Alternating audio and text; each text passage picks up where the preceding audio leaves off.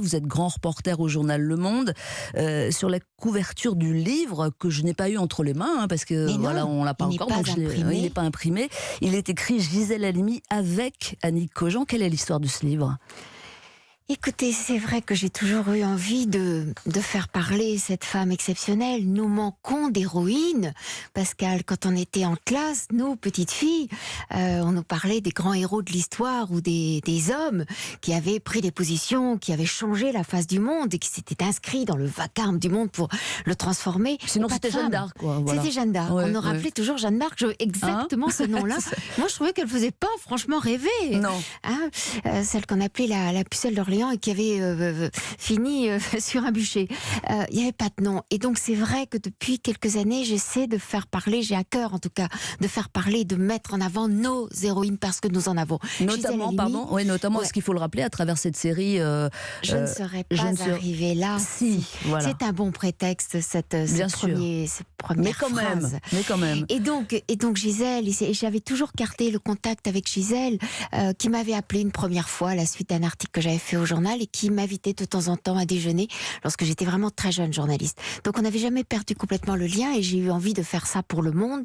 D'abord, une longue interview. C'est l'une des rares fois où on a consacré 3 pages à une interview. C'était considérable et c'était il y a juste un an. Ouais. Et on a voulu continuer cette conversation, en faire quelque chose de différent, de plus profond sans doute, où elle pourrait revenir davantage sur tous les éléments de sa vie. Et puis surtout, ça lui tenait à cœur, tendre le flambeau, lancer un message aux jeunes filles et aux garçons aussi, parce qu'on ne voit rien sans les garçons évidemment, et pour dire voilà ce que je peux vous dire, c'est pas comme un oracle, elle aurait eu horreur de ce mot-là, mais comme une grande sœur. Donc la forme, c'est une interview, c'est un dialogue, disons.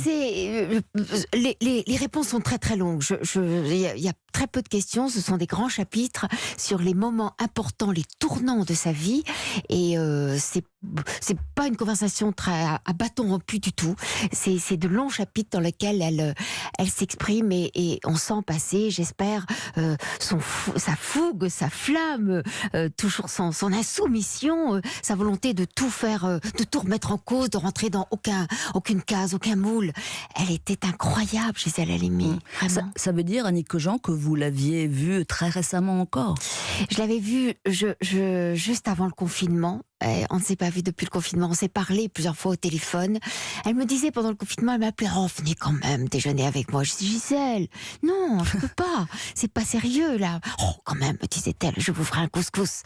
Et donc je ne l'ai pas vue depuis le confinement, hélas. Je l'ai eu au téléphone il y a très peu de temps. Vous savez, on a relu les épreuves, chacune de son côté, mais les épreuves du livre la semaine dernière. On a mis le point final donc à ce petit livre et je suis tellement triste qu'elle puisse pas l'avoir entre ses mains, parce que je crois que ça la faisait tenir aussi, se tenir encore plus droite, et Dieu sait si elle avait il y avait des flamèches toujours dans son regard, et qu'elle se tenait bien debout, mais là vraiment, disons qu'elle était fatiguée.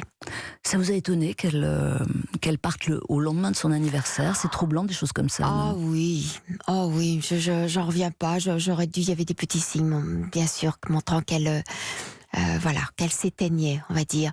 Mais je pouvais pas croire ça. Et justement, la sortie de ce livre, je crois, lui faisait plaisir, cette main tendue aux nouvelles générations. Et donc, je pensais vraiment qu'on serait ensemble en septembre pour porter ce livre, ouais.